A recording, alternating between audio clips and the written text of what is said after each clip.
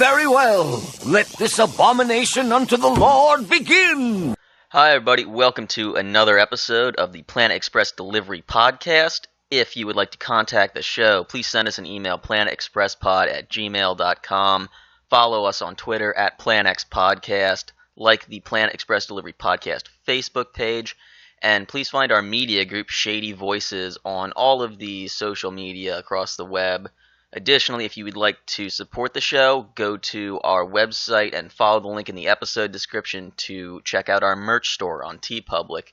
We have dozens of designs up right now for you guys to choose from, and anything that you get there goes right back into supporting the show. Additionally, please subscribe and leave a review on iTunes, Stitcher, Google Play, and wherever else podcasts are found. That really helps us out to kind of get noticed a little bit more and attract more listeners like you. This episode, we had a returning guest. Our friend of the show, Alyse Richmond, was on for The Devil's Hands, Her Idol Playthings. I think we had, kind of a mixed bag of opinions going into this episode, and I guess at the end of this episode, too, we kind of had a little spectrum with the Slurmy ratings on this whole thing. But this is the original series finale, or the original planned series finale, when Fox decided to cancel the show, and they didn't know if they were coming back. Thankfully, eventually, Comedy Central decided to pick up the ball on that one. So we will be back doing more episodes after this. I don't think I have anything else at the top of the show for you guys. Just thank you all for listening and enjoy the podcast.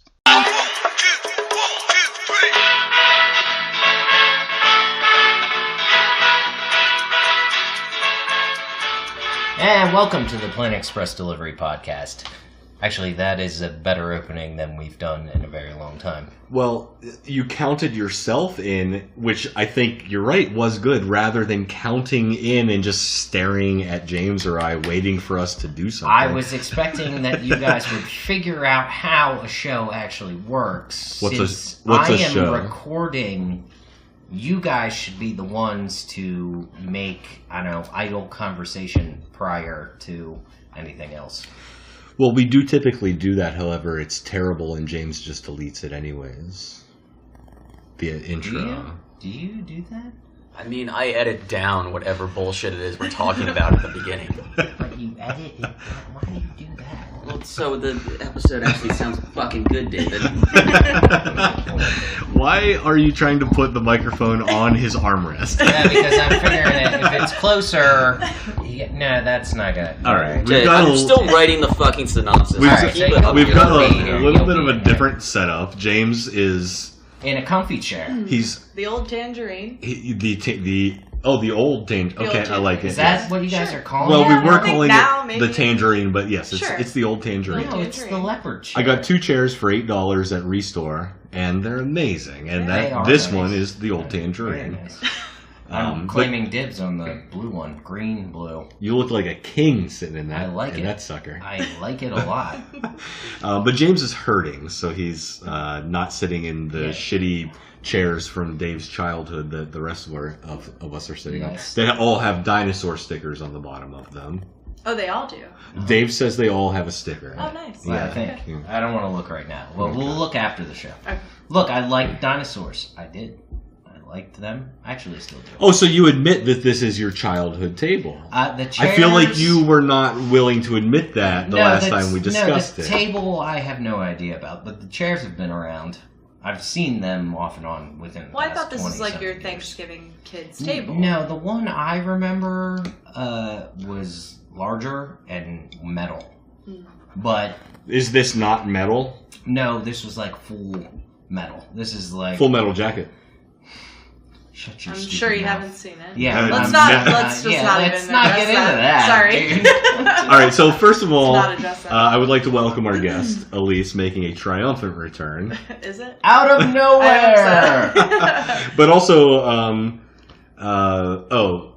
she got mad at me the other day when we were talking about movies, and she was like, your friends, they just they give in and make you feel good or something about not having seen movies. She was like, I'm not doing that.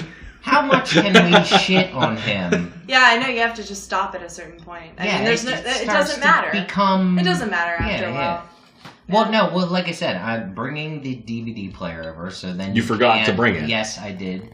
But so, then you can't avoid watching these movies because everyone will be like, "Oh, I have this DVD. You should watch this movie." And you can be like, "Well, whole lot of kiff going on over that here." was pretty good. Spot on. Yeah. Well, here's the thing. If you would have brought the DVD player, I would actually try to watch stuff because I don't have internet yet. Okay, well, you know what? I can bring the DVD player over tomorrow. I'm busy. Sorry. You're not too busy for me. That's pretty presumptuous. That's how I live my life, buddy.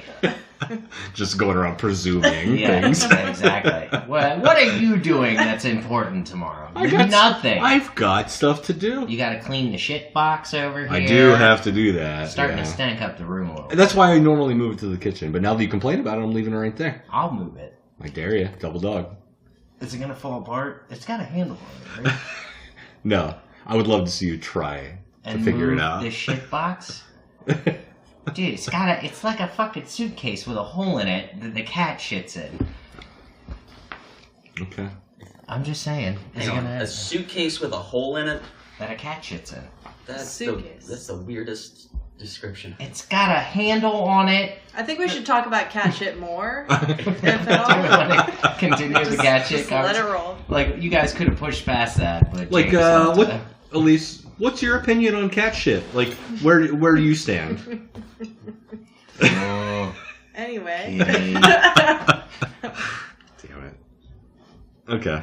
You see what I mean about editing shit out? All that needs to not. No, this is perfect. No, that is part of the show. You need to leave it in. It's been perfect. Great. Well, when Dave gets his new computer, he can edit out whatever. Actually, he wants to. I was going to ask you about that. I'll do it after the show, though, so I'm not going to. The editing software. All right. But now that we're in and we've gotten past the shitbox and all the other whatever comes. So this is sort of a special episode because, might as well just mention it right off the bat, this was the original series finale of the show. The show was canceled after this episode and they planned for it. Yeah. And so... Well, at the beginning, you can even say... the title card says, "See you on some other channel." Oh, yes, you're right. And I saw that, but I didn't at the time remember why that probably, or what that was referencing. Sorry. But no, I had no idea at all. Yeah, I didn't realize they were canceling the show until it just stopped. Oh, you mean as you were watching it? Yeah. I had no clue. But now that's even more funny to me at this point. Like, they knew. Yeah, for me too. Yeah. It used to be only kind of funny, but now it's more funny. So, don't be a dick.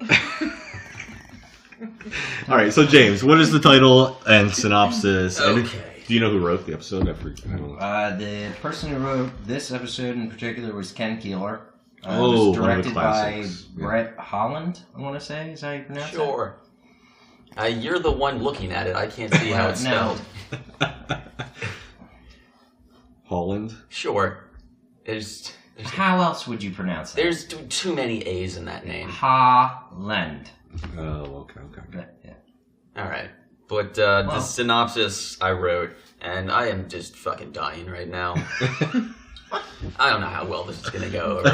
It's always good. Just keep rolling.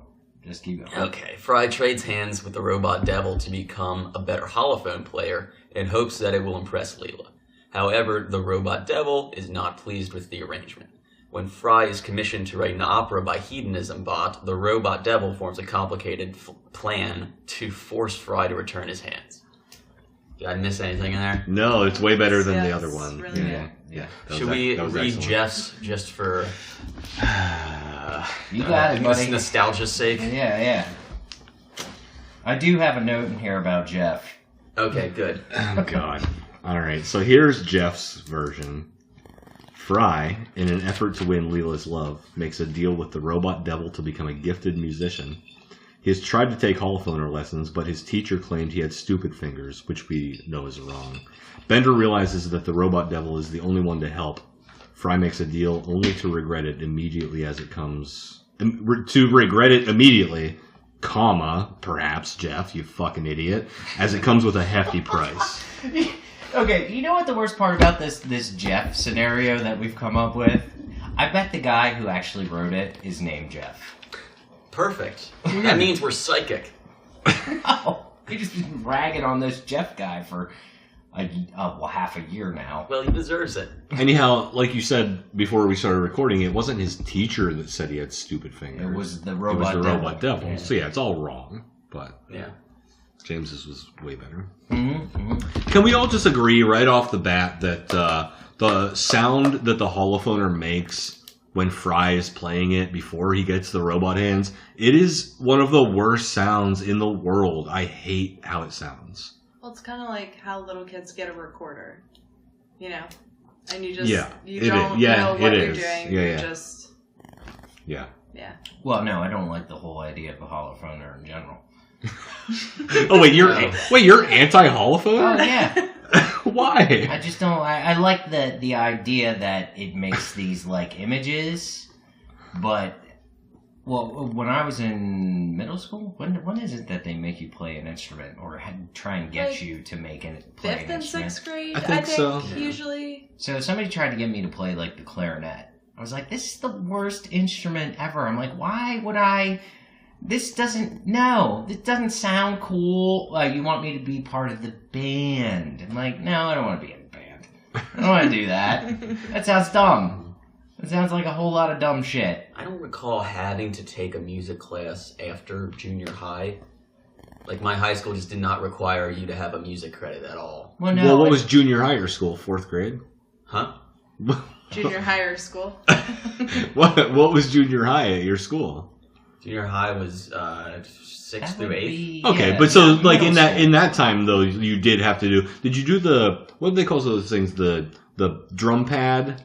What was that called? Oh no, gummy sticks or something. No. Okay, whatever. I'm dumb. I don't know what it's called, but yeah, because I guess I actually got to choose the drum pad. But that was after we did the recorder. The recorder was the first thing. I think the last music course I had to take was probably 7th grade, and it was keyboard. But because I went to public school and we were a bunch of fucking dummies, we didn't actually get like sheet music. We had to play by a color chart. What? Okay. Yeah. Have you guys not seen this? No, it's like the keys are. It sounds like some Guitar Hero shit. Yeah, it's the precursor to Guitar Hero. Like just playing the color that comes down the screen. Was my 7th grade keyboard class. Okay. So if you play Guitar Hero, fucking get out of there. Just get a real goddamn guitar. Because you're in a music class for children. Okay, so, but that is what the color chart was like? Yeah, it was like there were little color, like the little circular stickers on the keys, and then they would give you, instead of sheet music, it would be like... That is Guitar Hero. Yeah. Yeah. No, it sounds more... It's an analog version of... No, it's identical. Everything's the same. Mm-hmm. I don't think so. How many colors? 4, Guitar Hero. Well, no, it's for however many notes there are on the keys. So, but it would be like G is... Well, everyone knows there's 107 notes on a keyboard, so... Actually, no, I was not aware of that, so thank you. I was lying. I thought somebody would correct me.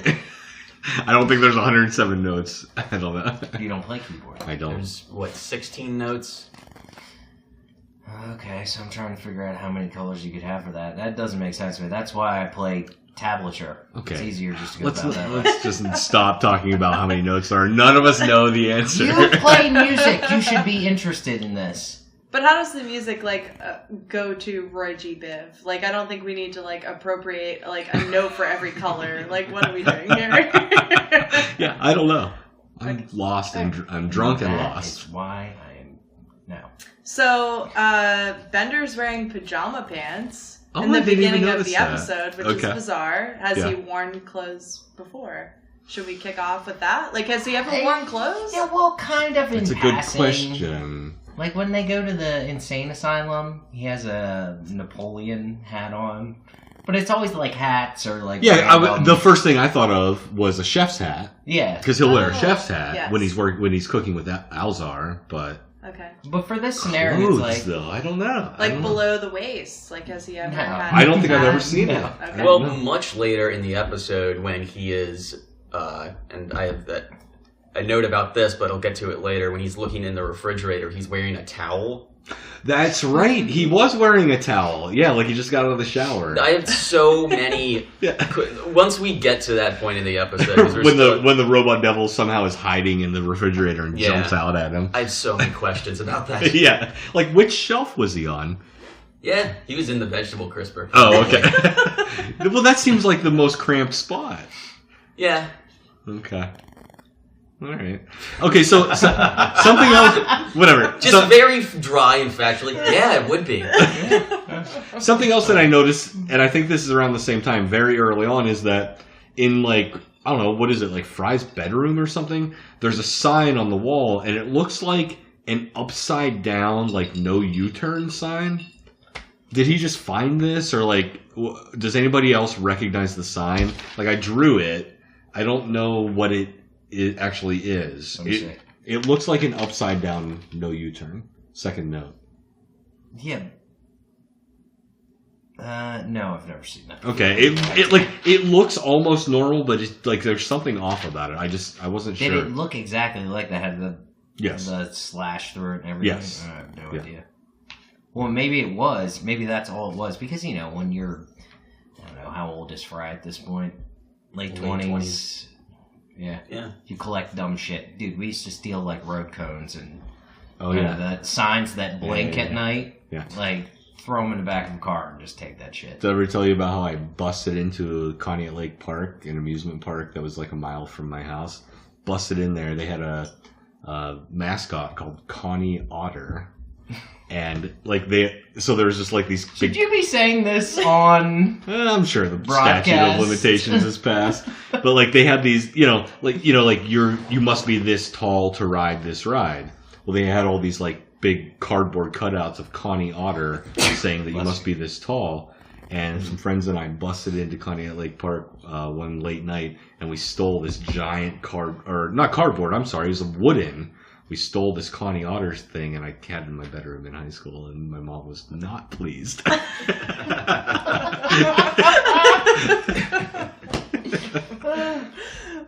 There was a news article about a stolen thing. Oh my god! Dude!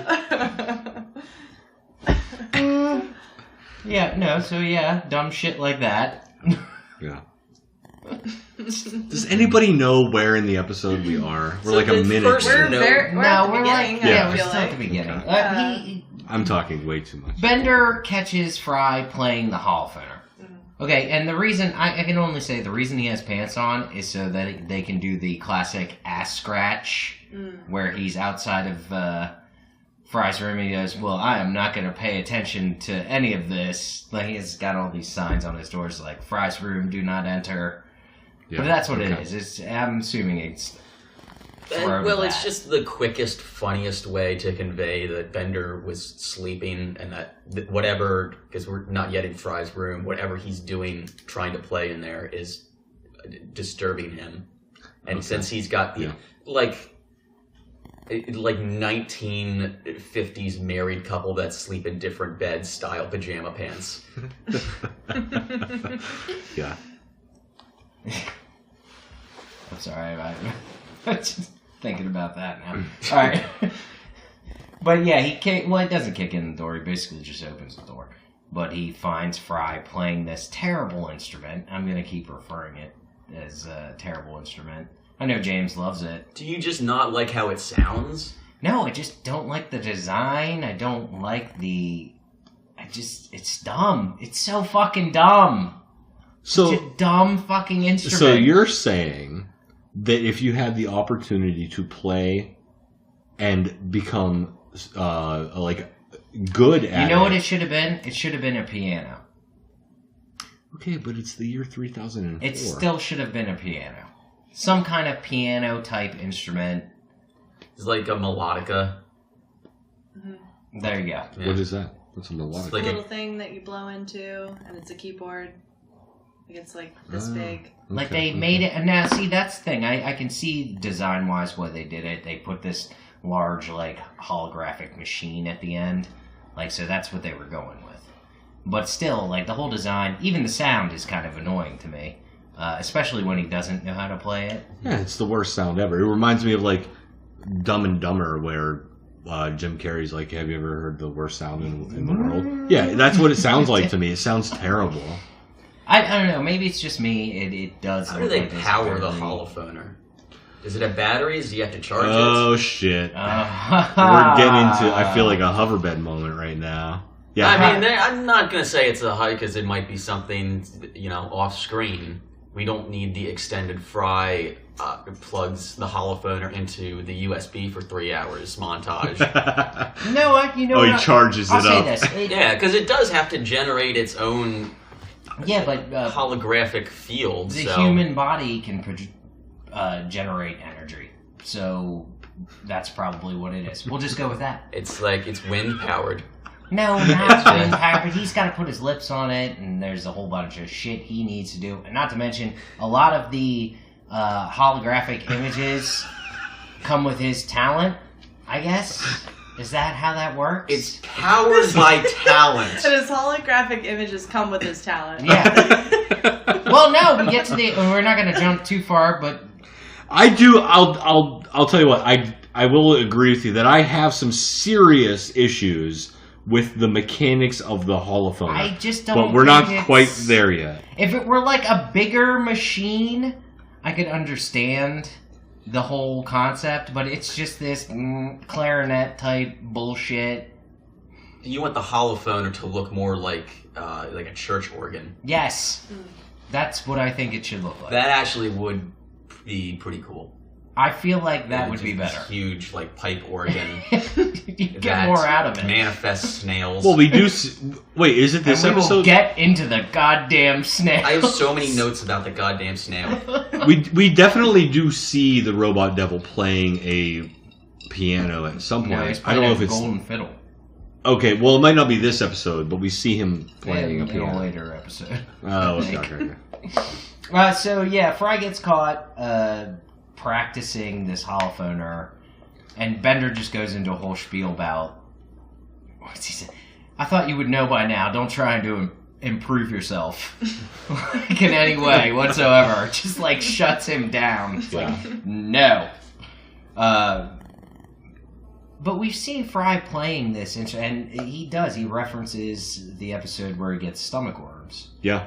Where he became really proficient at the holophoner. Mm-hmm. Well, and the last time, he wasn't this bad at it. Even when he lost the worms, he could still play it, but it was just weird. I think he... Do you think that they, unnecessarily made him worse in this episode? It's a possibility. Maybe. Yeah. I mean, it's understandable that he would still be bad at it, because the last time he tried without worms, I think... It was like a Frankenstein head that he... that's right, and he scared everyone. But then, with the snail, he does the same thing. He fucks up, and the snail starts scaring everyone. Okay. Well, who does he play in front of in that episode? It's not the crew, right? Well, it's for Leela. Okay, so she's aware he plays the holophoner. I was trying to think about that. Or did play the holophoner. Wait, what is the history of Fry playing the holophoner for Leela? The only time I don't think remember that we've seen the holophoner before is in Parasites Lost. Yeah, because that's when he gets the worms. It just cracks me up every time that, you guys know the exact episode title, because I have no idea. Yeah. Okay. Well, I can. But sorry, Parasites Lost. You're right. Okay. Because he gets the worms, and the first thing that he plays when he has the worms is very romantic and Leela is enamored by it all, and then when he loses the worms, I think he creates a Frankenstein monster head. Yeah, it's just like and it's not bad, but it's like he can still play it, but it's like he just is weird now. Okay. And so that's the only time we've seen it. But now he is like way worse at it than he is even Wormless in the last episode. Wormless. Well, we already know Fry's an idiot. Yeah. So maybe he could just get worse at something. Like, that's just Fry. Doesn't get better, only gets worse. Is he like just overstepping what he's capable of doing? What is he capable of doing? What are you doing? Shut up. It's like if you're, if you play guitar, like you can do like eighth note power chords pretty well and it'll sound good, but that's all it is. But if that's all you know and then you try to do something else, it sounds just fucking awful, like way worse than if you just stuck to the simple things that you could do. Yeah, I could see that. So he's just he's trying for way too complicated music. Well, I think for his proficiency. It sounds like leaps and bounds with that, like going out of his way to do. But he is and this is moving us on to the next thing. So he mentions to Bender about a holophone recital. But once we get into the recital, the music they're playing, does anyone know that song in particular the young child plays before him? It's It's like a very famous... Oh, Bach Concerto. Okay, I'm calling number you 4 out on this one.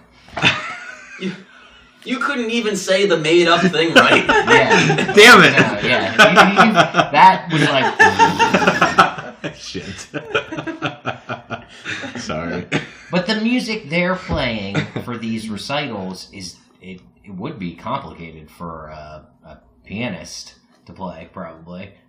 So why would anyone think Fry would be able to play something like that? No, he does. He pulls out a book. It's like a children's book. It says, what is it? The Grumpy Snail is the name My of the... First Holophone. Yeah, First Holophone, yeah. Okay, but am I wrong in thinking that the first performer, there was like a Donkey Kong reference in there with the barrels coming down? And I do love that. They throw those in there. I'm like, how would you even know about Donkey Kong in the year 3000? Well, it was like one of the first arcade games, so they're just memorializing it. They are not going to remember the games we have now.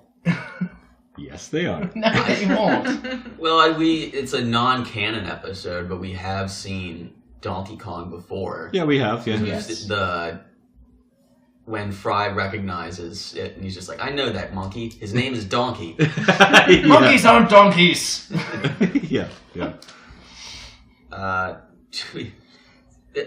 One of the kids has...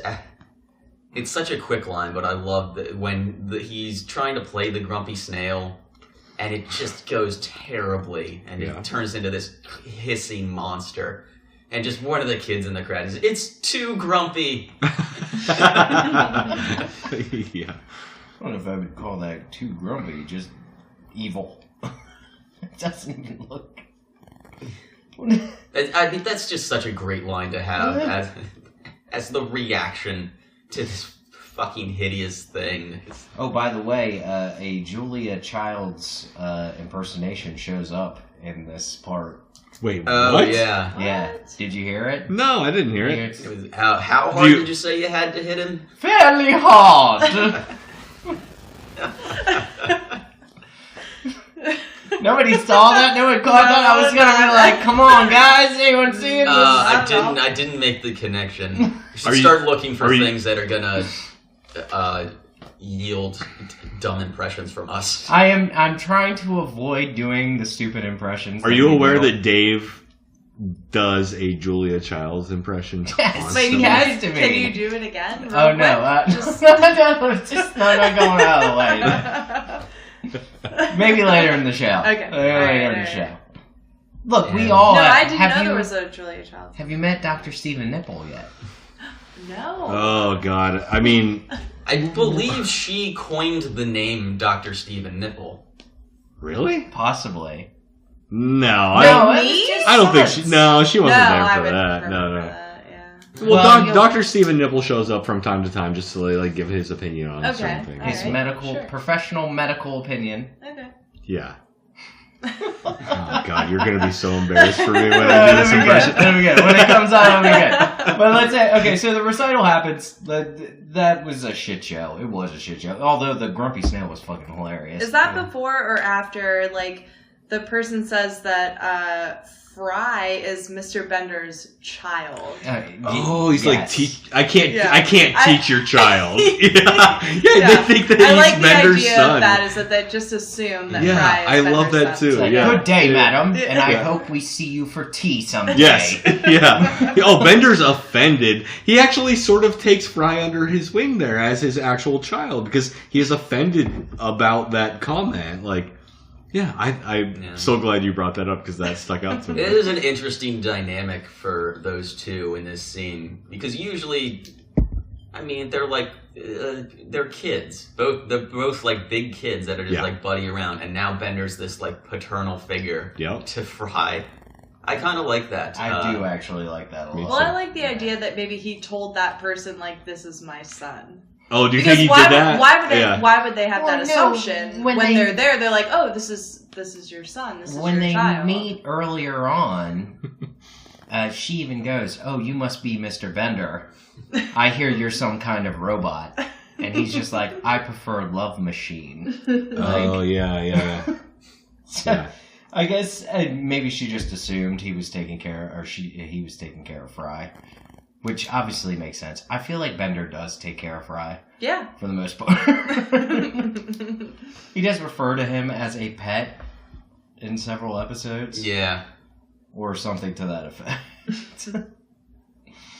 But yeah, that ends that scenario. Now we've actually moved more on to what's the actual, the main part of the episode. Yeah. Well, when they're back at Planet Express and... He's lamenting that he can't play the holophoner, but he knows that Leela is into musicians.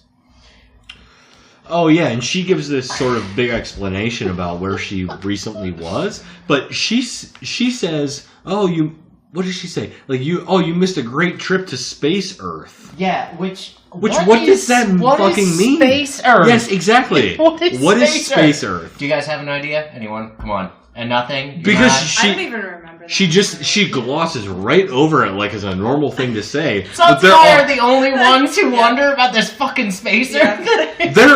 They are literally on Space Earth. How can you take a trip to Space Earth? What the fuck? Or was it just they went somewhere else on Earth and just were very nondescript about... No, it has to be a place. It seems to me like it would be a separate planet. But it doesn't make any sense. Yeah, that's weird.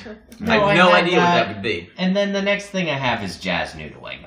What the fuck is jazz noodling? Jazz noodling? I didn't catch that. You didn't say... Chaz, the last guy I dated, he used to jazz noodle. Chaz was jazz noodle. Yeah, exactly. He used to sit on my couch naked and... I thought his name was Sean. Was it Sean? Okay, now I was thinking Chaz for some reason. Okay, Dave. Still jazz noodling. I wish it was Chaz at this point because it sounds cool. I do too. Yeah. Okay. Well, the next thing I had was, does Fry ever wear a belt? Right? Oh. His pants fell down. And then he pulled them up and he put a belt on. He doesn't fucking wear a belt. What's that? Yeah, we've never seen Can we address that? What was the joke, though? I forget. No, that's further on when they meet the devil. Oh. He goes, look, you have stupid fingers. I'm surprised you can even use a belt. Oh, okay. Oh, whoops, sorry. Too far ahead. Okay, well, let me just tell you the next note I have. Pasty and hunched. Pretty boy. What? Yeah, this happened in this episode. Where Pasty and... Like it's a quote or that was just your note? Pasty and hunched. Pretty boy. I don't know. You just wrote down the tagline for this show. You're talking about Sean. You're still talking about Sean, the jazz noodler. Oh. That's what that's from. Sean the jazz. He was pasty and hunched. And then Fry goes, "Oh, what a pretty boy." Yeah, exactly. Oh, that's what it was. Yeah, okay. Sorry. I could be sitting naked on her couch. Yeah, exactly. Yeah. I gotta take better notes. No, your note is fine. You just need to remember where the fuck it came from. Well, I can't physically remember anything. Clearly. I don't have anything else until we get to Robot Hell. Hell slide. Hell slide? No, that's my next note. I have a few things. How do they get to hell? They take a slide. It's in Coney Island, right? The entrance to hell? Yeah. It's an old, I think it's like one of those horror rides that you can go on, like... Oh, yeah, what's the theme park that's out there? Or is it just the boardwalk?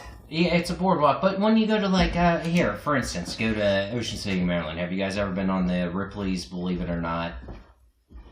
No.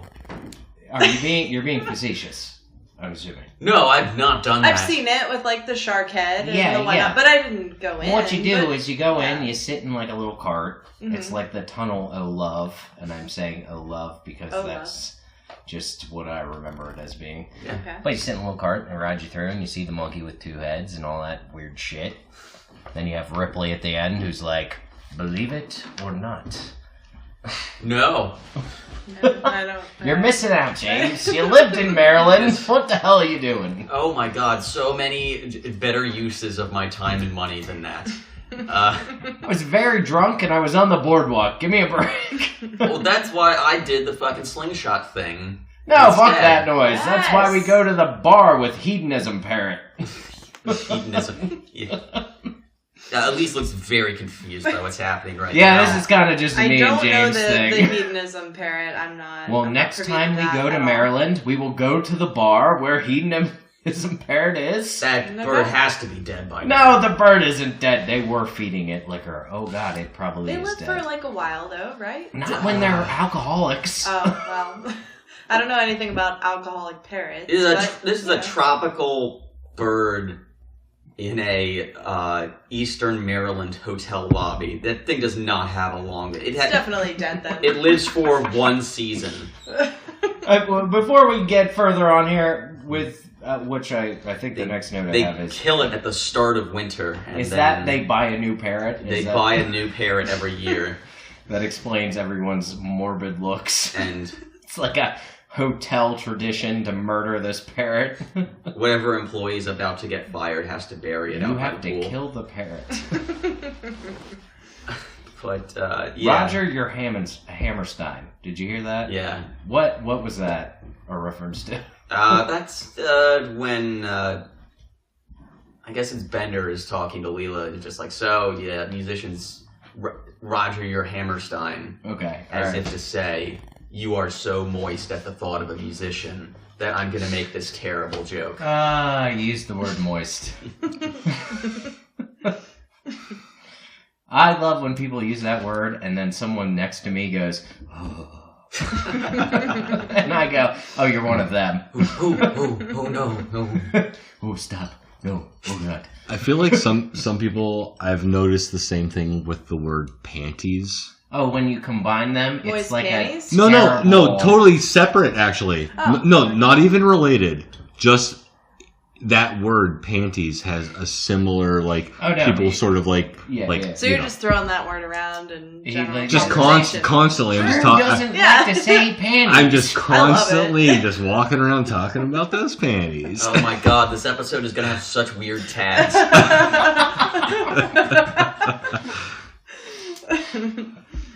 All right, since we got past the moist panties, Yes. I had to say it one last time. So I appreciated the comment by Bender that he said, it's not ironic, it's just coincidental.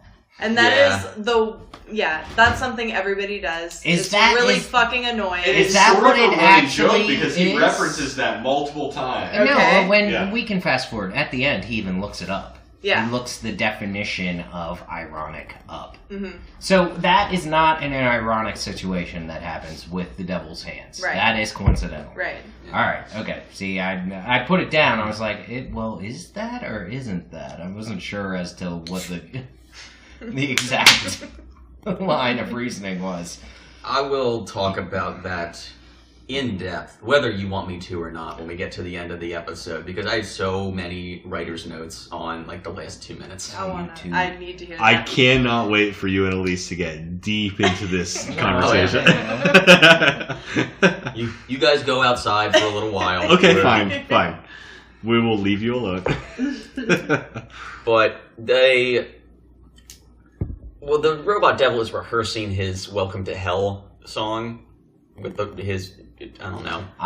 band, and he's just like, you hit a flat note 200 years back, Doug. And this is Doug is a robot. That cracks me up every me too. time. Yeah. This is my note about Jeff.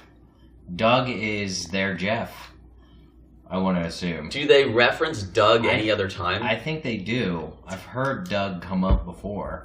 Like randomly. I don't think so. No? I think you're stretching. Okay. Sorry, but I have to call you out. Well, fine. Well, you know You're what? wrong. I'll look it up. I'll look it up at some point. Google it. I probably am wrong, but I just love the idea that like they used a random name as their person to blame. Must be someone in the writer's room they don't like. Doug. Of course, Doug. Well, I don't know. Someone probably someone like one of the network executives or something. One of the producers. The Producers, starring Nathan Doug. Nathan Lane. You're thinking of the wrong producers. Oh, okay. Sorry. What was in the Gene Wilder and it's Woody Allen, yeah? Yep. Yeah. What am I thinking of? Oh, I'm thinking of The Birdcage. No, there was a remake of The Producers. Oh, was it? With Nathan Lane? Yes. Broderick Okay. and Nathan Lane. Okay, well, fuck you then. Yeah, but Why? nobody wants to see either of those people ever. I What, want to see Matthew Matthew Broderick? Or Nathan Lane. Oh, I like Nathan Not Lane. in that movie in particular. No, that's all I'm saying. I'm behind here. What did Matthew Broderick do now? Don't ever worry about what Matthew Broderick is doing. There's no reason for anyone to be concerned with what What is your up to. problem with She's Matthew just Broderick? hating on Matthew Broderick. Okay, well, say something about him that's remotely positive. Ferris Bueller. Sucks. No, I'm not going to say that. Horrible. Stupid. And here we are, And gentlemen. Wait, So wait. even if you're like, oh, that's the best movie ever. It's not What has the he best done movie since then? ever. But like, if you like it, Have you what seen Election? Also has he done Oh, What has Election he with done? Reese Election is a Witherspoon. good one. with Reese Witherspoon? You say? Okay, you're like real Election? into that. Come No, on. Yeah, it's amazing. Never Yeah. seen it. Never seen it. Oh, Don't feel looks like you're on the opposite end of the spectrum here with not having seen a good movie. You are so far gone on the other end, and we're not going to touch that now. I feel like I opened a can of worms with this one. What the fuck? We'll get into this after the show. We need to talk. How the fuck do we start talking about Matthew Broderick? This The is a producers. Futurama podcast. That's what I'm saying. It's Producers. fucked up. All right, He's well, no, irrelevant. Okay, so we didn't actually talk about the spinning of the wheel. Why? Okay, wait. Actually, I wrote down a note as I was watching this. Why does the Robot Devil even include himself on here? Well, he says He does say it. A good faith. He says that he does it in good faith for the other robots so that he's included. But he's the fucking Robot Devil. You don't include yourself on your wheel if you're the Robot Devil. You would not allow there to be any chance that you could possibly be included in some deal like this if you're the Robot Devil. I mean, I think it makes sense as he says, like, I included my name as a show of good faith, but I have an answer. Because originally it looks like it's going to be Bender. It does. But then it just, of course, flips to the Robot Devil. How does he not have more control over how that wheel actually works? And he's down there for eternity. That's a good point. Yeah. He's down there for eternity. You would think that he would know exactly how much power to put into the spin when it starts anywhere. He should be able to plan exactly how that wheel ends up. Yeah. Just like in a real casino. Exactly. Now, wait a second. I think we might have skipped something. It's not Leela. Somebody says...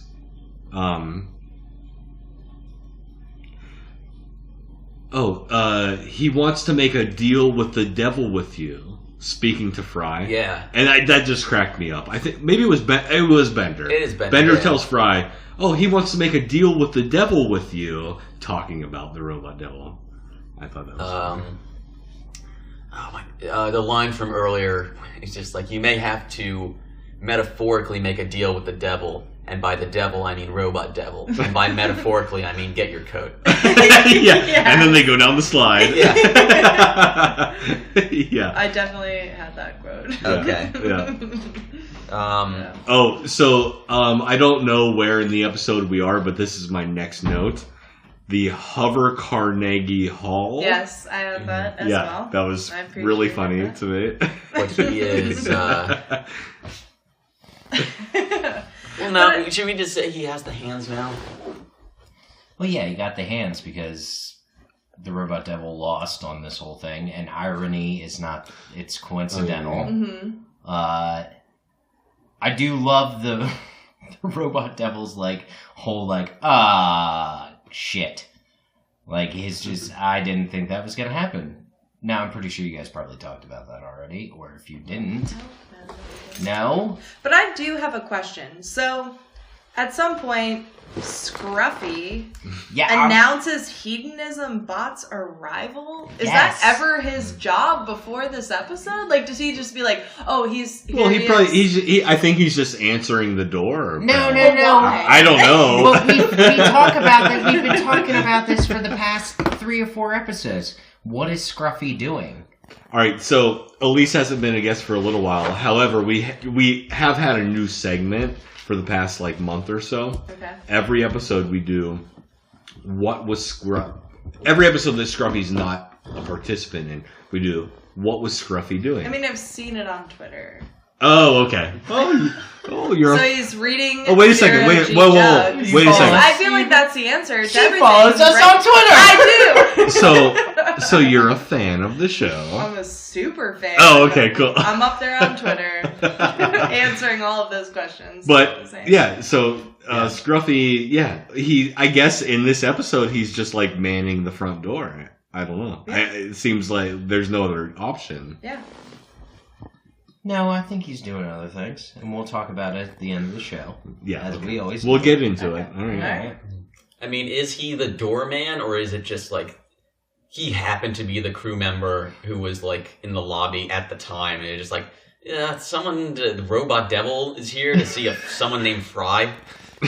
I do like both of those. He does. He announced the robot devil and Hedonism Bot, who you said in passing that's your favorite robot. He is also my favorite robot. The robot devil. Yeah, I fucking love the robot devil. Now, wait a second. That's not who we're talking about. No, I thought we were talking about Hedonism Bot. Hedonism. No, I hate hedonism. Oh, okay. But I love the robot devil. When we were watching the episode, which we should mention, we are going with a little bit of a different format the past 2 episodes now. Well, we're actually watched the fucking episode. Not just that we watch it, but we have watched it all together. Yeah. Which we never have done in the past, but we've done it for 2 episodes now. So yeah, I made a shitty joke because I know that Alyse hates Hedonism Bot. Why do you hate? So when we were watching, why do you hate Hedonism Bot? That was spot on. Yeah, spot on. I might say that's even better than your Julia Childs. Julia. Actually, they're very similar. They are. If you haven't noticed. But what is he accomplishing? He just rolls in, eats grapes. Who the fuck cares? I'm so glad that you mentioned the eating grapes. That's all he does. That is what Hedonism Bot would do. Okay, so why do you love him so much? Because it's... Yeah, exactly. No. Finish that goddamn sentence. You don't have fucking hilarious. What is it that you dislike about Hedonism? Yeah, exactly. The voice, explain yourself. as well as the fact that he kind of just rolls in and he does nothing. He's a spectator. He eats his little grapes, and that's the extent of it. There were bodies everywhere. And then the explosion happened. Yeah, this isn't helping anything at all. Like, this isn't like a convincing He's the argument. best robot in the whole... Next to Bender. No. Next to Water Wheel Robot, who's my favorite. I'm going to die! Yeah, exactly, yeah. The amount of robots in this show that must have been built with zero foresight of functionality is just staggering. And I'll bring it always back. Who built a fat robot? Well, and then again, going back to Ben-Hur, we had that big conversation about the fact that they purposely built female robots who can only bend, coat hangers, which is fucked up, but... Can we not get back... Look, you guys yelled at me 2 episodes ago for bringing up Ben-Hur. Like, why are we getting back into this? We should be done with it. The episode's done. It's done. It came up naturally. Okay, no, I don't feel like it did. I feel like you shoehorned it in there. Alright, well, you know what? I'm right and you're wrong. That's all you gotta... let's take a smoke break. Are we doing a break? Yeah, we're doing a break. James, do you want to do a better commercial? No, that commercial was fantastic. Wait, there's commercials now? Yeah. We'll be right back. Hi, this is the crew from the Planet Express Delivery Podcast. Hello. We are just... This is a commercial break. But we'd like to inform you, if you'd like to support the show, we do have several ways that you can do that. The one in particular that we are going to tell you about today, I'm going to pass this off to James right now because he has all the information, but he will tell you right now. Yeah, I'm the one who owns a computer. Exactly. Okay. So the instructions, the notes that you have there look very simple, though. It just says, send vodka. It says send vodka. Yeah, to support us. Yes, just support us. Please send vodka to Harrisburg, Pennsylvania. We'll find it. Don't worry. Sure. We always do. But if you want a more direct way to support the show, we do have a merch store through the site TeePublic, who we're affiliated with. If you would like, go to our website, planetexpresspod.podbean.com. Click on the link in the episode description, and that'll take you directly to our merch page. Once you're there, we have dozens of designs for you to choose from. You pick the design you want, pick out t-shirt, hoodie, mug, laptop case, stickers, other things that I'm probably forgetting right now. No, that's a lot. I didn't realize we had that much even. Oh, no. But that's awesome. Now I'm going to go and check it out. Because I'm going to go buy some as well. You know what? I think I will as well. I think this sounds fantastic. Okay, guys, you pushed that a little too far. I was trying to make it fun for everyone. Now it's not. This is the funnest thing I've ever heard. Actually, forget this plug. We're going to buy our own merch right now. We're buying merch. Also, though, that is not the only way you can support us. As always, we do want to hear from you on our Facebook page and on all the places you can listen to our show, Podbean being our flagship. You could maybe rate us on iTunes. Oh, yeah. Which would be nice of you to do. We love hearing from it. And we do have email addresses, which we'll give at the end of the show. But any support that you guys can throw at the show is much appreciated. We are a completely DIY endeavor, and we did not expect the show to be even as big as it is, whatever modicum of success we've been able to achieve. Yeah, I don't think we can measure it at not at this point. But if you want, please do leave us a review in the iTunes store and check out our merch page on TeePublic. Again, go to planetexpresspod.podbean.com to click the link that will lead you there. And everything goes right back into supporting the show. We do not get paid for this. No, we do not. We lose money every episode that we do. Technically, we'd all be bankrupt right now. We're not. You're not already? No, I have not filed. I am fully in the red. Well, that explains why our studio looks like shit. Hey, fuck you. I've changed my identity 6 times since we started this show. All right, so yes, if you need any more information, there is an email address we'll give at the end of the show, and please send us money. Just loose money, loose change. We love it. Sacagawea dollars. Thank you. Thank you. And I'm back from hell, or we're back from hell. We have the robot devil's hands. Exactly, which he says in such a way. You guys even mentioned, is this a normal thing? Is this... Yeah. Seems like a normal thing at this point. Yeah. All right, back to the show. Well, no, we are. We're back in the show. Yes. We're in it. We've all become animated. Mm-hmm. Yeah. Okay. That reminds me of something, an issue that I have with the holophoner. Well, no, we're not there yet. Yeah, we're not there. No, we're not there. I do very low energy getting back into the show now. Well. So, what about the museum title, which was M-Hop?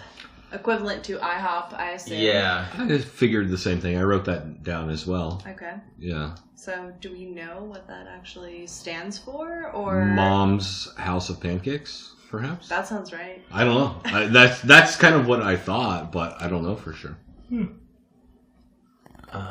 Dave's yawning. Nobody else is speaking. Perfect. That was my complete, whatever. But that's the very last place that he plays is M-Hop when he's doing the opera.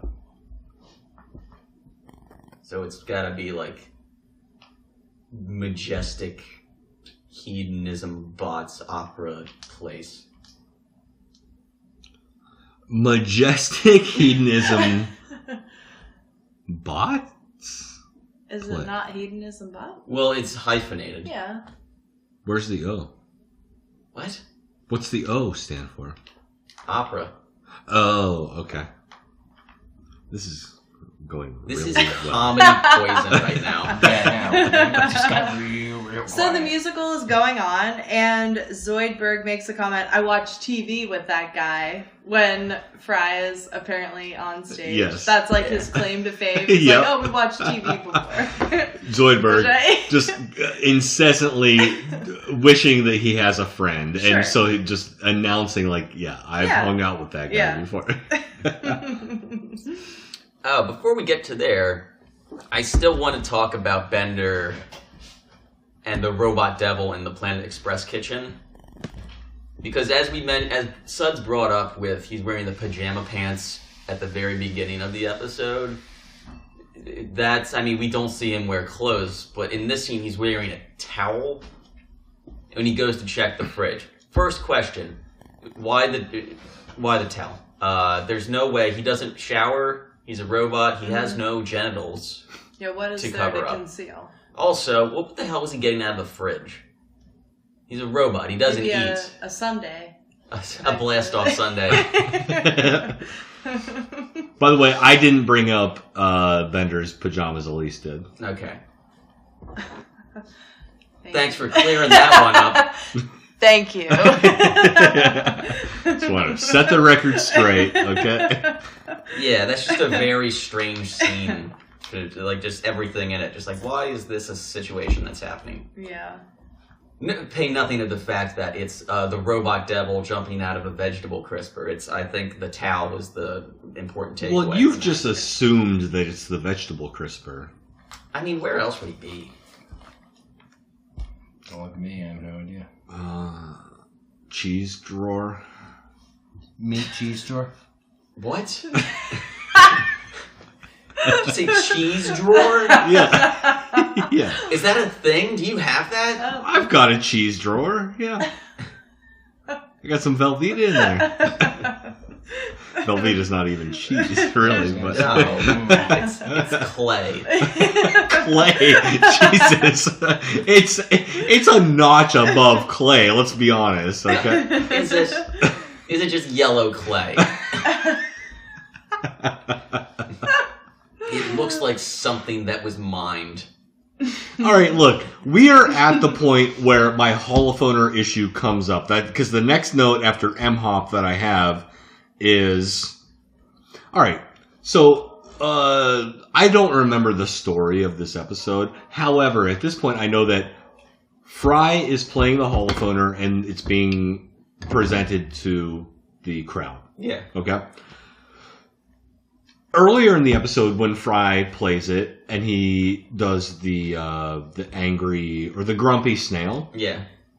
like it is a holographic thing that is emanating from the holophoner, correct? Mm-hmm. It doesn't actually exist in real life. It's part of the hologram, right? So why is it that when he is performing in front of people, there are actors? So initially we see a baby actor as like baby Leela. Yeah.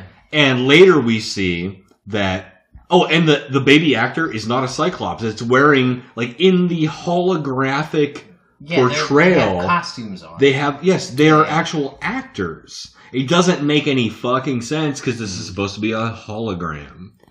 Well, the fact that they're in the hologram is kind of because and then later, because the holophone it plays music, but we don't know that it can. It's an instrument, so it doesn't generate speech.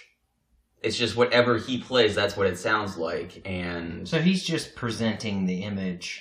They are singing. Yeah, well, and there's also an orchestra pit at this, which I want to get into that too. Okay. But he has to. The actors physically have to be there to sing the the lyrics. Well, why can't he play that into the holophoner? Why does he need No, because actors? we've already established that the holophoner only shows an image and plays music. It doesn't, it doesn't do vocalization. Okay. You know what? Issue with that, because the last time that we see the holophoner, and I don't know how much we're going to get into this, but when he creates the Frankenstein head, it does... Yeah. Like grunt or like it's not like it makes noises independent. The grumpy snail even makes. But then in the next scene, it's like Fry and Leela in the holophoner scene, but it's like really cartoonish. But like the music is perfect, like Fry's playing it perfectly, but it's just like a cartoonish scene. Like if he is has these robot fucking hands and he's playing the holophoner the best that he can, why can't he portray the scenes better? Why does he need actors? I don't understand. It doesn't make sense. I know this is a big hoverbed moment right now because I really don't know. We're bringing the hoverbed moment right in. I mean, I originally thought because it had to be the holophoner can't generate vocal talent, but we have seen it before where it's... Yeah, but that we'll just call that continuity error. Yeah. Like, I mean, because everything is generated by the holophoner. You have these, like, Muppet-esque costumes where it's like the guy's head is... Like, his mouth is showing. Mm-hmm. But really, we'll just go with cannot do the vocalization. So they have to have singers. Really, a better question is why does he need to... holophone the costumes? And also, what the hell were they doing right before? Because when he stops playing and the Fry actor on stage loses it, he's just standing there in his underpants. Yes. Was he standing off stage in his underpants like a minute before showtime? Yeah, it doesn't make any sense. Yeah. I think the physics of the holophoner are once again not perfect. Why it's a terrible instrument. You guys have just vindicated me. It's an amazing instrument. It's a miracle. Yeah. It plays. It's a miracle. Music and generate it. You generate a hologram with your mouth. It's fantastic. Stop. Did you guys see some of the people that were in attendance? No. Morbo. Oh, okay. Morbo was there. Of course he was. All our favorite characters. I only saw Morbo. That's not how holograms work! But yeah, this kind of gets us further, and we get to the part where... Well, Leela, we didn't talk about that. Leela can hear. Oh, yes. Right. Yes. I mean, Leela's deaf. Do we have anything funny to say about that? No, so there's like a point where like the robot devil is the Kochek guy, but she's speaking to him. So why can she? No. But did you notice that? She struggled. Well, she has like the little, like things that help her sort of. No. She doesn't have those yet. But she makes a deal. Like, why is she talking to the robot devil when he's like a Kochek dude? He's making like hand gestures. Didn't you see that? But she's speaking to him as if she doesn't have to tried to understand well, him. For the, very vague. For the first half of their conversation, she doesn't understand anything, but then she does start to understand. I just kind of thought it was maybe like she was reading lips or something, but that's where she gets into the contract with the robot devil that she will give him her hand, just her left hand. All he wants is her left hand. Okay. We find out later there's a little more to it than that. But that left hand thing.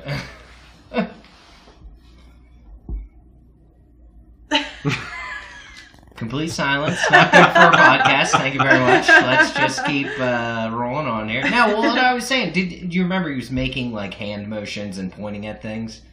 I guess. Yeah, but I mean, it was like a vague. She's like, "Oh, you can make me hear again," like. But she wasn't hearing. But she instantly knew, and she was immediately deaf, and suddenly could just understand people with hand motions another way. Like that's not Leela. Something that would happen. She is the linchpin character of the whole episode. I think that is really... It's just written to speed you through that... Because there's not a ton of humor that comes out of that. There's the bit of, like, he takes, Judge Whitey's coat when he's, like, hidden back there. And, like, just throws it into his... But I think they do. They make mention at one point that he says something and Leela goes back at him with, like, whatever you just said, forget it. So it is because noted, she didn't hear him. Well, it's noted that she can't hear him, but I think the rest of that scene is just it's written to be sped through because we want to get back to the opera, even though we're not done vomiting. We need to talk about this as well. Leela says, "I'm a prudent but justified fool." At one point, I think we've had this conversation several times over about the Leela Fry scenario. Yeah, of course. I know Suds here has been waiting for this moment to happen for so long. Yeah. And we for like what 75 fucking episodes. Yeah.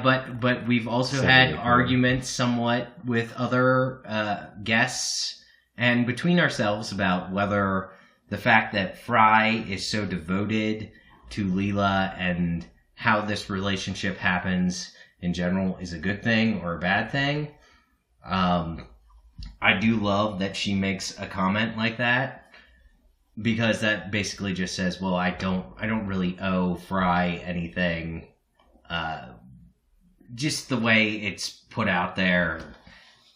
Yes, he loves me, but I don't know, like, should I be okay? Should I dive right into this? I think we should talk about that for a minute. Well, she doesn't owe him anything. Yeah. Certainly. However... But this flips he makes this operatic love... like, how does that change the situation? Anyone? Nothing? We're just gonna leave it at that? We're just gonna... What? You're leaving me hanging? What the fuck? That's her whole spiel at the beginning of the episode when she's talking about Sean. And it's like he was... unemployed, unambitious, pasty, and hunched over. But pretty boy. The pretty boy. Yeah. But he does jazz noodling a whole bunch. So he's got like a creative side. Is it just that Leela hasn't seen that from Fry before? So that's the only reason she hasn't been willing to date him? Apparently. I don't know, but I mean, Leela does know that Fry loves her. Yes. For sure. There's been heartfelt moments where she's, like, given him a kiss on the cheek. Or been like, in the Valentine's Day episode. Yeah. Where they, like, stand on top of the Widow's Walk at the professor's, or the HQ. The Planet Express building? Yeah. But... I don't know. But it feels like this... we've hinted at, like, Fry and Leela being together before, but not, like, not in a relationship. This kind of feels like it comes out of left field, and it disappears just as quickly, too. Because when we come back in the movies... Yeah. They're not together. She has no interest in him again. No, they're still... she's not interested. They're still figuring things out. Because you can still see, like, little little minor things in the movies. Well, she immediately just goes in Bender's big score. She just starts dating Lars, and is not even like. I have such an issue with that. Well, and it's not even it's like fucking Fry, man. I know that it's Fry, fucking Fry, but she doesn't know that, dude. She just dates. That's not the point. That is the point. She's still just dating anybody that isn't fucking Fry. You're looking at it from that aspect. It is Fry. It is Fry, but she doesn't know that, and she still is just like, yeah, I'm just gonna date someone else. It is fucking Fry. It is, but she doesn't know that. I'm actually on Mike's side with this one. Oh my she God. doesn't Thank know. you. What is wrong with both of you? Shut the fuck up for a second. Yeah, please shut the fuck. Seriously, it's future Fry. She doesn't. She doesn't know. Who gives a shit what she knows? The viewers. In her mind, she still is just dating some other guy that isn't Fry. She doesn't know it's Fry. She doesn't care about Fry. Right, she's dating anybody that's not Fry. I'm gonna put this in both. She's dating anybody that isn't Fry. You just went straight Seinfeld. Yeah. No, put both this out. Okay, so what is it's a future version of Fry. But she doesn't know, Dave. No, I'm looking at it from Fry's point of view. Oh, so you're a sad sack of shit because you're fucking the woman that you are obsessed with and are in love with is dating some guy named Lars? First of all, thank you for being so angry. That's just making my day. I'm gonna crush your perspective here real quick. Oh, I can't fucking wait. First of all, he shouldn't be a sad sack of shit. He should be happy that she's happy. Well, he's got that narwhal. He's happy about the narwhal. Second, he ends up with her in the end anyways. As fucking Lars. So you're saying that time period beforehand, he should just know. He should move the fuck on. He should just know. Oh, hey, in the future, I'll be with her. How's he supposed to know that? He shouldn't just know. He should be an adult and well enough to be like, well, Leela's happy, which he eventually comes to the conclusion to in that fucking movie. He goes, I need to move on. He says that. And then he eventually ends up with his true love anyways. Why is there no scene where Lars and Fry have a conversation and Lars is like... lost this argument. Why is there no conversation where Lars is like, hey buddy, hey Fry, I'm you get her. Don't worry about it right now. Time paradox. They even bring that up too. Time paradox. I win at life. I win. No, you are. Yes. I mean, I think we don't see that conversation because Leela's not interested in Fry, or is she going She's from the? Not interested in the version of Fry that there is there now. Well, the timeline is we go straight from this Imagine episode. the screaming match that we're gonna have when we actually get to the movie. Oh my god, it's gonna be fucking terrible. Well, the timeline, we go straight from this episode into the first movie, where, and we're coming to the end of this, Fry and Leela are, I mean, they're affectionate for one another. Leela even does, she's the last one in the opera house and kind of reciprocates the emotions a little bit. Yes, and this is where I started getting goosebumps. Cut to, right after this, we go into the first movie where they're not anything, and not only that, but Leela goes and dates someone else, but also knows that Fry is in love with her and has no fucking issue with just flirting and going out with this other dude that she doesn't know is future Fry. Right. Right. No fucking like, I don't know how to like say this because it is kind of, Leela is behaving pretty crappy to Fry. And you can say that she doesn't owe him anything. She doesn't. I agree with that. But seriously, stop being an asshole. That's just shitty behavior. But she's not. She's even told him that she's not interested. You're wrong. Several times. Well, she had just because she had sweaty boob rash. It's not that she's not interested. Sweaty boob rash. She had sweaty boob rash. Boot rash. No, I thought it was boob. Wait, I've seen that episode like 100 times. It's boot rash. Yes, I thought it was boob rash. Okay, sorry. Fry's never going to give up, which is great. He should. But he should also be an adult man enough to be like, all right, well, if this isn't happening, I shouldn't harp over it too much. It is a cliche. It is look. You've heard the if you love something, let it go. It is as cliche as that. If you love something, we're not even arguing the same thing anymore. No, we are. We're talking about a romantic relationship that. And you're not saying anything. Alyse, will you please weigh in? I'm saying, like, the variation on what you're saying is if you love something, let it go. Yeah. And if it comes back, then you should know that other people didn't want it either, so you shouldn't take that person back. Oh, shit. She's bringing the cynic right in. You just had to shut it down, didn't you? Oh, my God. Thanks, Alyse. That was amazing. I look, I've never heard that addendum onto that. Yeah, I don't think I've ever. That was great. That was I think it's a thing.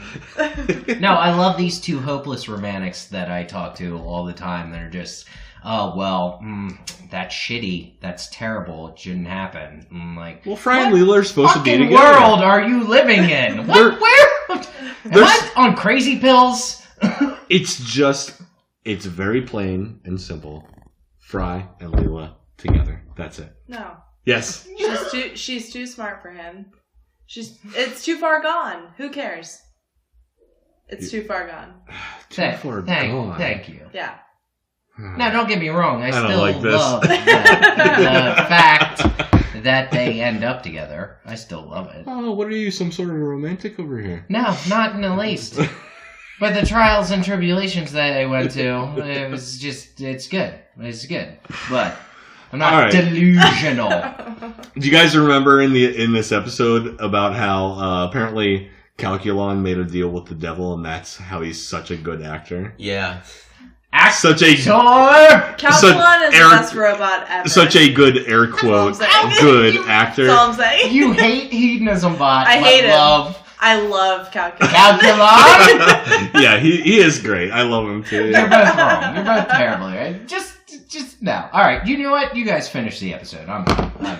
So the devil interacts with the scene, which blows my mind. How does that work? Don't get it. And then I guess the episode ends. I don't know what happens. I forget. Leela sticks around. We already talked about that. And then Fry plays the last thing. He has no more robot hands, but he still... Leela says, I want to see what the ending was. Fry plays this beautiful scene. I mean, shitty, but in my opinion, beautiful, where the way that he sees it ending is him and Leela, shitty cartoon versions, holding hands and just like walking off. And I will say, I feel like toward the end, this is the last note that I have from Zoidberg. Okay. He says, the music's bad and you should feel bad. Oh, yeah, that was a little bit earlier, but that is like one of the classic Zoidberg lines. You're trying to say, like, it went well, but it really didn't in his mind. Yeah. Yeah, nobody preempted that with, it came from your heart, not the It's like, what the fuck? Well, I like that the end of this episode is so ridiculous, and I like that Zoidberg lampshades the entire thing when he's just like, I can't believe everyone's just ad-libbing. And it's true. Yes. Suddenly everyone is an opera singer, and, side note, who's conducting the orchestra?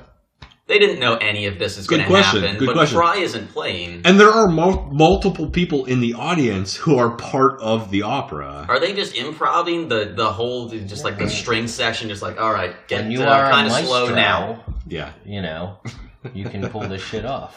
But of course, they have to have Zoidberg there to hang the lantern for that situation, because you're just like, yeah, I can't believe this is happening at all. This is the most Zoidberg has been in an episode in a long time. Is that true? I believe so. We haven't seen him as frequently. Yeah. It was before the Bender trilogy. Yeah. The Bender trilogy. Is that what we're calling it that? Yeah. We've been calling it that for 2 episodes now. I'm trying to find the last episode that he was in. 300 Big Boys? I think, that was the most... Wait, what? It was that long ago that Zoidberg was in? Yeah. Zoidberg-centric, well, not centric, but he had his own little story, at least. Yeah, that was the last one. Alright, so that brings us to the end of this episode. Are we going to do Where Was Scruffy first? Slurmies first? Well, Scruffy was being a doorman, pretty clearly. Well, no, in one part, but I think he was also... Is he at the opera? I've got an idea. Yeah. I wonder if he was reading Zero-G Jugs. Was it? I don't think that he was. I can't imagine how he would be. Holographic jugs. Holographic jugs. Oh, man. Did we tell you about the holographic jugs that we saw? Oh, my God. 3D jugs? Yeah. That's pretty great. It was amazing. At the Sledworks. Yeah. Want to plug the Where? Sledworks? In Duncannon. Big antique shop. We should totally plug that place. Yeah, we should. Yeah, cool. Sledworks is amazing. Yeah. At Sledworks on Instagram. But also, just like take 22 out of Harrisburg. You take one turn, 847, I want to say, and you're fucking there. But it's this massive antique shop. We were there from 1:30 until almost 5 p.m. And that's how long it took us to get through the entire place. And you should definitely go, but Duncannon is a shithole, I will say. It is, sure. But there were a lot of clubs out there that were just like girls, and then more girls. Oh, did you guys drive past the Cabin? Yeah. It's the best strip club in the area. The Cabin? Wait, the Cabin? No, but we drove by the adult complex. Oh, there's campground. There are several complexes. Yeah. The Cabin is on an island, apparently. It's BYOB. We gotta check that out. Yeah, we gotta go. You should. Let's just go now. Let's go. Cancel the show. I'm going to the Cabin. I'm going to the fucking Cabin. Alright, so we are at the end of the show. How do you want to do this, James? Who wants to do their Slurmy first? I'll go. Alright. This is a fucking good episode. I think underselling it there. I think that they nailed it. When you take into consideration that this was the original series finale, it ends perfectly because like you can think about the fact that like yes, Fry and Leela do eventually get together, but that wasn't the storyline at this point. So in my opinion, the fact that they ended the entire series with Fry and Leela holding hands walking down a street into the sunset, fucking perfect in my opinion. The devil's hilarious. If I have an issue with this episode, it's just that there weren't enough intermediary characters like Hermes or Kif or Amy. Like, I don't know that any of them were in it at all. I wish there were more Zoidberg, of course, but I think it's a great episode and a perfectly fitting series finale. One animation issue that I have is that when the robot devil, what was it that he threw into his chest cavity? Judge Whitey's jacket. Okay. Well, after he does that, there's no door. Like, it just disappears. It's like a flat door. It's not like Bender's, Oh, yeah. I thought that was kind of weird because they usually are, like, super on point with stuff like that. But, I don't know. I love this episode. I think there's a ton of funny shit. And if the show had never come back, it would have served perfectly fine as a Season 5 finale / series finale. Mm-hmm. I give it a 5.0. I like it. Yeah. Yeah. I like it a lot. I'm pretty close. I'll give it a 4.5. And I'm only not going 5. I agree. This would have been a perfect series finale. Yeah. And I'm glad we got more Futurama after this. But if the show had ended there, it would have been 5 Slurmy. That what we had argued about earlier, where we go straight from this into the movies, fucks it up a little bit for me. Oh, okay. I see because of everything that we discussed earlier and the continuity, the whole thing, and it's just kind of a crappy situation. But if the show ends here, it's perfect. But then, of course, where the show actually does end is just as fucking perfect. So, well, though I gave it a 5.0, I would argue that the actual series finale is better. Yeah. So, and I almost gave it a 4.9. This one, just so I could, give the series finale, the actual series finale, a 5. But yeah, okay, whatever. That'll work. Sorry. Alyse, would you like to go? Yeah, I'm done. Yeah, sure. All right. Shit, sure. I don't think it was a 5. Okay. I dug it. I don't think it was like the best episode ever, but I also didn't know that like originally that might be the last episode. Not might, it was. For okay, 2 so years. I had no clue. I didn't know that was originally supposed to be like the last thing ever. So, I mean, I don't know. I thought it was good, but I don't think I would give it a 5 or even a 4.5. Maybe a 3.72. Can I do that? You can okay? do whatever you want. Yeah, 3.72. Okay. All right. Yeah. Okay. No. It's brief and right to the point. I like it. Well, then I'm going to be kind of in the middle. I was thinking I was going to give this 3.5. But no, I'll give it a 4. All the stuff you guys glossed over, it is a great episode. There's a lot of funny jokes, but in the end, the kind of ambiguous ending with them holding hands, walking off, I don't like that. What's ambiguous? What? Well, we don't know where it's going to go. You don't know what's going to happen. When they end it officially, when they do the official ending, that is how it should end. Well, I agree with you. But there's nothing ambiguous about this ending. Say this ending happened and we never got another episode again. I would have been pissed. Fry and Leela are together after this episode. If we never get another episode, that doesn't indicate that they're together. Yes, it does. No, it does not. Yes, in no way. Yes, it does. No, the final episode, they get married. They live a life. No, this is what happens. They do. Have you seen? Well, we've already spoiled it several times over, so it doesn't matter what our listeners think. I'm not going to watch it now. Yeah, you are. Yeah, you are. I've seen it. You have? Oh, you have? But it's been a while and I was high. Well, they get married. They live this long-ass life. Mm-hmm. Just wonderful. Nobody else around. And then the professor shows up and he's like, so you guys want to do it again? Like, in perfect... No. That's what Fry said. You don't even know the episode. Well, Fry looks to Leela. They're old. They're wrinkled. They've been just traveling in this frozen world. And Fry looks at Leela and says, well, what do you say? You want to go around again? It's not you don't even know this show. Did you even... Oh, I was just going to say, did you even watch this episode? The only reason I know that you watched this episode is because you were sitting here. Dingus. But if we hadn't done that, what are the chances you had to even watch this? Not good. I read the synopsis and I would have remembered it like that. Okay. Just as well as having just watched it is how you would remember it. Yeah, exactly. But, I mean, for that same reason, that's why I really like that ending, because it's... Well, it leaves it open to the watcher's imagination, which is nice. Well, and I don't even want to say it leaves it up to the imagination, because, first of all, Ken Keeler, who wrote this, has written, I think, He's one of the every iconic series finale for... Yeah. Because I think there was actually one before this that was... Well, no, he wrote Wild Green Yonder, wrote this, and wrote Meanwhile, the very last episode. Oh.